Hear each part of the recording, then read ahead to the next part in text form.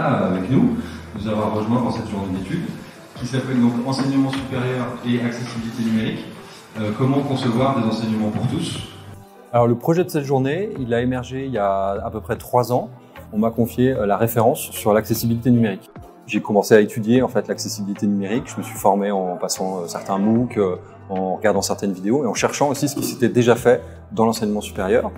Et je me suis dit que c'était un objectif vraiment intéressant pour pouvoir diffuser les différentes informations que j'avais rencontrées dans ma prise d'information sur l'accessibilité.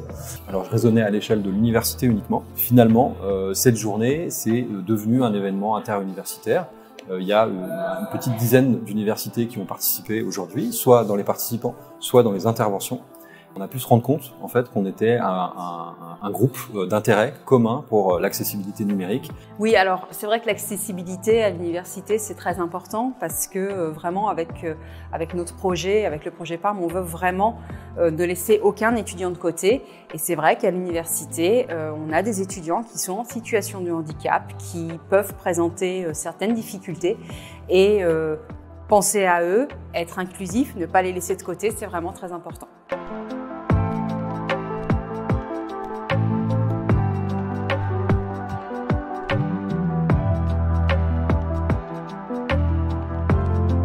La commande, c'était de situer la question de l'accessibilité dans une compréhension de la société numérique et en particulier des questions d'inégalité d'usage.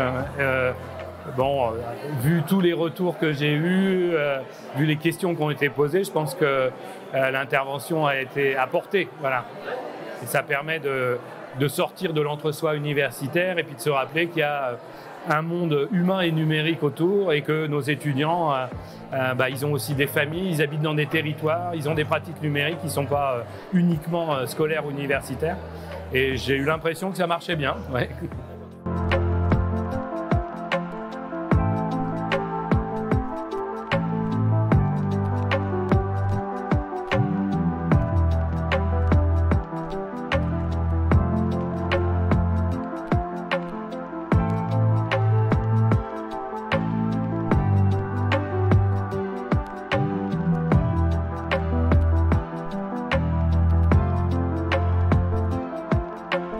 Les situations de handicap visuel sont souvent prises comme situation, je dirais, un petit peu de référence pour penser les questions d'accessibilité numérique, parce que quelque part, ce sont les situations les plus dégradées.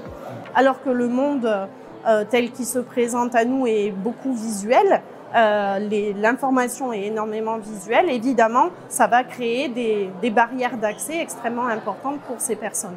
Moi, ce qui m'intéresse, c'est de voir concrètement dans la vie des gens comment ça se manifeste. Et puis surtout les conséquences que ça a à plein de niveaux. Et ça a des conséquences sur les performances scolaires. Comme je disais dans ma présentation, les élèves en situation de handicap visuel sont parfois en situation de difficulté scolaire, non pas pour des raisons de compétences objectives, mais parce que leurs compétences, ils ont des difficultés à les exprimer en raison de problèmes d'accessibilité pédagogique, je dirais.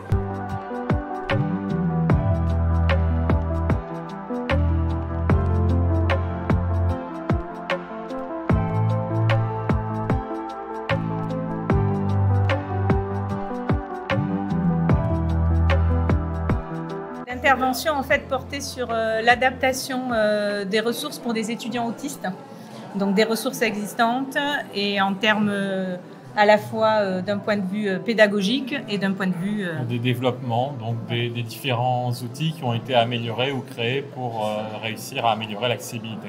On a assisté à d'autres interventions qui étaient assez intéressantes et qui convergeaient aussi vers ce qu'on faisait, et j'espère que c'est la même chose du point de vue des autres qui ont assisté à notre intervention. Je pense que voilà, c'est ça, c'est montrer qu'il y a vraiment une prise en compte de ces soucis et d'échanger sur les solutions et ou les postulats de départ d'ailleurs aussi.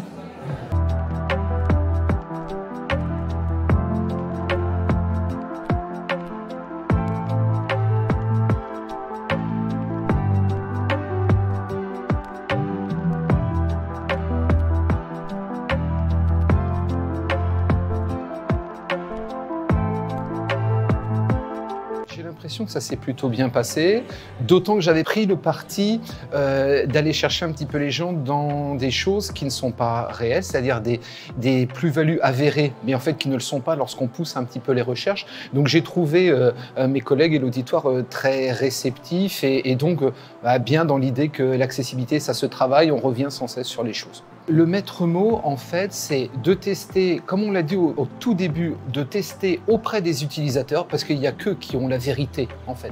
De voir si ça fonctionne, de ne pas se laisser happer par le on dit. Donc, moi, je pense que l'idée, c'est ce que je fais toujours à l'université, je teste, je leur demande, dites-moi.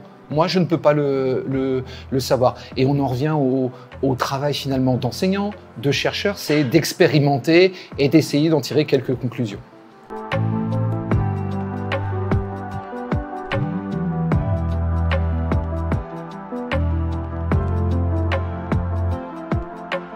Alors c'était extrêmement enrichissant, notamment par la rencontre de différentes approches, les échanges de points de vue, les discussions et le fait de découvrir ce qui se fait ici et là, ça permet d'enrichir ses propres pratiques et de se poser des questions qu'on ne se posait pas avant. Donc oui, j'en sors très contente. Il y a un champ des possibles maintenant qui est vraiment... On a une belle marge de manœuvre, il y a beaucoup de choses à faire.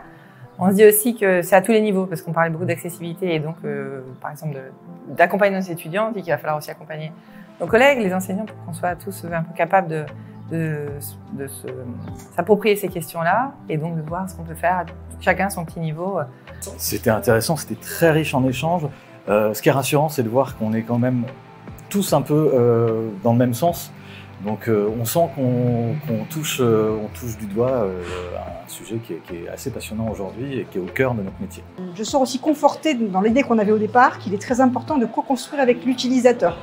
Donc l'idée que notre envie et notre décision de tester sur des étudiants de tout type, en situation de handicap ou pas, elle est vraiment pertinente et elle est à mettre en œuvre dès que possible, parce que là, il y aura des retours qui permettront d'améliorer effectivement notre travail, qui est en permanence effectivement perfectible. C'est hyper intéressant, hyper enrichissant. C'est intéressant aussi de se dire qu'il y a quand même des gens qui se sont déjà posés la question. Donc il y a aussi des solutions, il y a des propositions et voilà, on n'est pas tout seul face à cette question, à cet enjeu.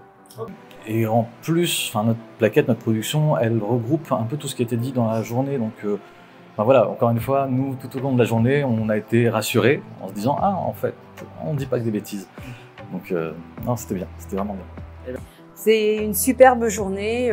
L'équipe qui s'est chargée de ça a vraiment fait un super job. Je pense que les collègues qui sont venus nous voir d'autres universités ont pu apprécier. J'espère vraiment que les collègues de l'université de Tours ont également apprécié la journée. Mais au vu des échanges, visiblement, ça s'est très bien passé, oui. Ce qui a émergé de cette journée, donc c'est d'une part la grande effervescence et la rencontre entre tous ces acteurs interuniversitaires, donc je le répète, d'une dizaine d'universités différentes, et qui sont aussi, j'ai l'impression, rendus compte qu'ils avaient des chevaux de bataille en commun et un certain nombre de choses à construire ensemble pour pouvoir être plus forts et les porter. Donc une des perspectives probablement, c'est peut-être la constitution d'un réseau, au moins d'échanges de pratiques, peut-être plus d'un consortium. C'est une idée qui a été émise. C'est vrai qu'avec le projet PARM, on veut continuer justement à travailler avec les enseignants-chercheurs, toujours améliorer nos pratiques. Donc l'idée, c'est de pouvoir tenir d'autres séminaires de ce type, qui peuvent aussi bien toucher l'accessibilité, mais également d'autres pratiques pédagogiques. Et donc prochainement, on envisage également de tenir un séminaire vraiment sur les différents outils que l'on va pouvoir développer dans le cadre du projet PARM.